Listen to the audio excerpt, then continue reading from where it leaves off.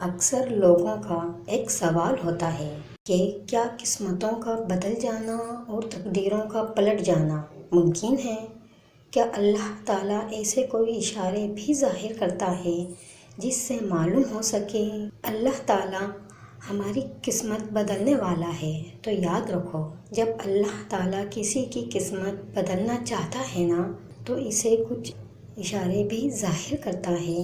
میں ہر لمحہ ہر آن بدلاؤ آتا رہتا ہے، حالات بدلتے ہیں، چیزیں بدلتی ہیں، یہاں تک کہ قسمتوں اور تقدیریں بھی بدل جایا کرتی ہیں، مگر تم سمجھ نہیں پاتے۔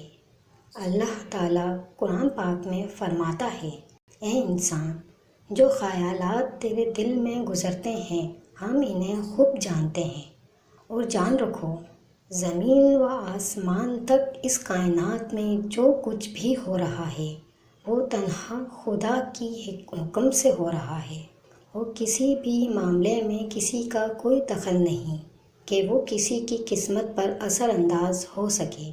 اور کیا تم یہ خیال کرتے ہو کہ تمہیں بے مقصد پیدا کیا گیا اور تمہیں تمہارے حالوں پر چھوڑا ہے؟ سن رکھو، وہ اللہ ہی ہے جو دانے اور گٹھلی کو پھاڑ کر اس سے درخت اگاتا ہے، وہی جاندار کو بے جان سے نکالتا ہے۔ جانتے ہو، اللہ نے نبی کریم صلی اللہ علیہ وسلم کو یہ خوشخبری سنائی تھی کہ ہر آنے والا لمحہ گزرے ہوئے لمحے سے بہت بہتر ہوگا، اور یہ خوشخبری اللہ نے آخرت کے لیے نہیں بلکہ دنیا کی کامیابی کے لیے دی تھی۔ یاد رکھو، اللہ کاتب تقدیر ہے، وہ مٹا کر نئے سرے سے تقدیر پھر سے لکھتے، وہ جہاں سے چاہے کہانی کا رخ موڑ سکتا ہے اور جیسے چاہے انجام بدل سکتا ہے۔ اللہ فرماتا ہے کہ وہی خدا ہے جو تمہاری قسمتیں بناتا اور بگاڑتا ہے، وہ سب کچھ سننے والا اور جاننے والا ہے، لہٰذا بندے کو اسی سے دعا اور اسی پر پورا توکل کرنا چاہیے۔ یاد رکھو، تمہارا مقدر تمہاری زندگی نہیں بناتا بلکہ تمہارا توکل تمہاری زندگی بناتا ہے۔ جو درد تم محسوس کرتے ہو وہ میسیجز ہیں، انہیں غور سے سنو۔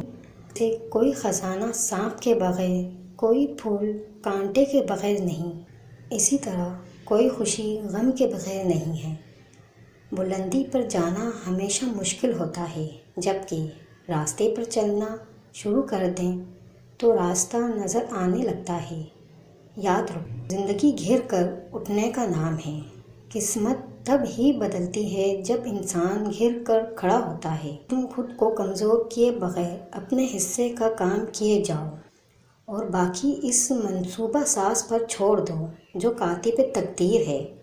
ایک حدیث میں آتا ہے، نبی کریم صلی اللہ علیہ وسلم نے فرمایا، تم میں سے کوئی مومن نہ ہوگا جب تک کہ تقدیر پر ایمان نہ لائے، اس کی بھلائی اور اس کی برائی پر بھی، یہاں تک کہ یہ یقین کرے کہ جو بات واقع ہونے والی تھی وہ اس سے ہٹنے والی نہ تھی، اور جو بات اس سے ہٹنے والی تھی وہ اس پر واقع ہونے والی نہ تھی۔ وہ جو سب کی نظروں سے دور آسمانوں میں ہوتا ہے، کسی گہرے مقصد اور گہرے پوشیدگی کے لیے ہوتا ہے۔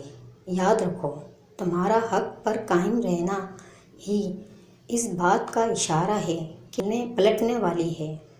جب اللہ کسی انسان کی قسمت بدلنے کا ارادہ کرتا ہے تو اسے بدلنا شروع کر دیتا ہے۔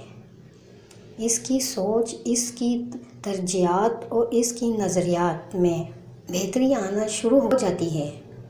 اگر قرآن کی روشنی تمہارے دل کو منور کرنے لگے اور تم اپنے گرد و پیش میں پھیلی ہوئی تاریکی کو اپنے علم و عقل سے نہیں بلکہ اللہ کے نازل کردہ ہدایات کے مطابق روشن کرنا شروع کر دو تو یہ بھی ایک اشارہ ہے کہ کاتب تقدیر پر پھر سے تمہاری قسمت لکھنے والا ہے۔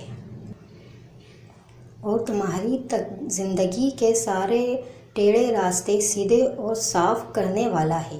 جان رکھو، عرش والا تمہارا دل اور عمل دیکھتا ہے، اور دل دیکھ لے تو دل پھیر دیتا ہے۔ قسمتیں اور تقدیریں بدل جایا کرتی ہیں۔ جو اللہ کسی انسان کی قسمت پلٹنا چاہتا ہے تو اس کی بہترین نشانی یہ ہے کہ وہ اسے اپنی طرف متوجہ کرتا ہے، اور خاص طور پر جب تم دعا کرتے ہو۔ جان رکھو، دعا میں اتنی طاقت ہوتی ہے کہ جو عرش تک کو ہلا سکتی ہے، اور جب دعا فیصلہ کن مرحلے میں داخل ہوتی ہے تو تقدیریں اور قسمت کو بدل دیتی ہیں۔